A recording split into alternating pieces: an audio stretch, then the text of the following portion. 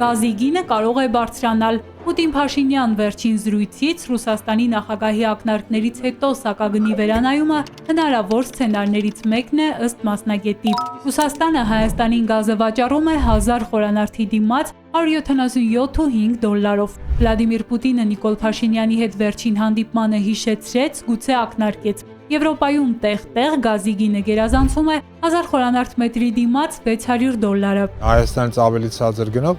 Ռուսաստանը գազ վաճառում է Բելարուսիային, որը համարվում է իր ռազմավարական դաշնակիցը։ Հիմա արդյոք հնարավոր է որ բարձրացնեն, լրիվ հնարավոր է, այդ պայմանագրը ճիշտ է երկարատև է, բայց գնի փոփոխությունը 2 տարին մեկ իրականացվում է։ Այսինքն 2 տարին մեկ այն վերաթարմացվում են այդ պայմանագրերը, այսինքն մինչև այս տարեվերջ նորից պետք է վերաթարմացվի պայմանագիրը, ինչ-որ կամ 5 գինը մնա կամ նոր գին որոշվի։ Տիկնակ եւ պարոնայք այս ամենը այլ կերպ քան կներեք թալան հնարավոր չի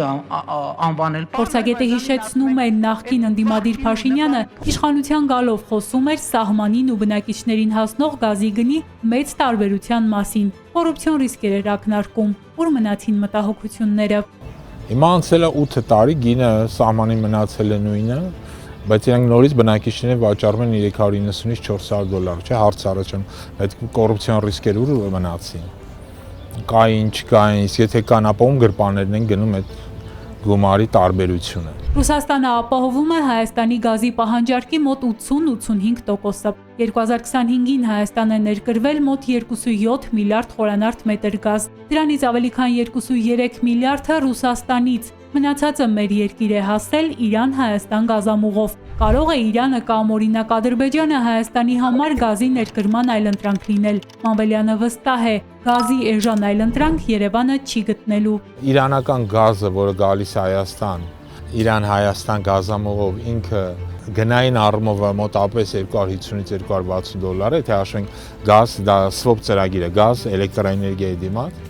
Նույն ադրբեջանական գազը, որի մասին այսօր վարչախումն է խմում, նույն ինքը Ադրբեջանը իր գազը, ասենք թե Թուրքիային վաճառում է $290 սահմանին։ Սա ոչ թե բնակիչներին, այլ սահմանին։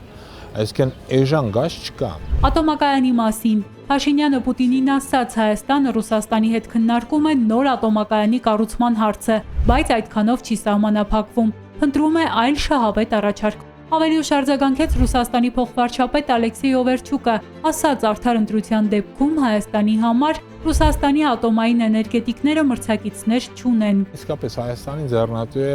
ռուսական, սովետառուսական, ասենք ասենք VVR կոչվող այդ ռեակտորները։ Ինչի համար է դա ձեռնատու, որտեղ նախ ինքը ամենամեծ շուկան ունի, այսօր